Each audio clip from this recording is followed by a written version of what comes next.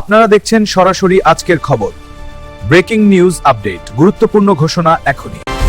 Hello পোলাপানেরা, আমি fight করে ফিরে এসেছি আর আমি হলাম থানু কাক্কু এবং তোমরা দেখছো পনম কাবক নিউজ স্টুডিও। আজকে আমরা জানতে চলেছি বাংলাদেশের তরমুজের ব্যবসা এবং এর অবস্থা সম্পর্কে। এই সম্পর্কে আরো বলবে আমার অ্যাসিস্ট্যান্ট চক্রু। ধন্যবাদ থানু কাক্কু।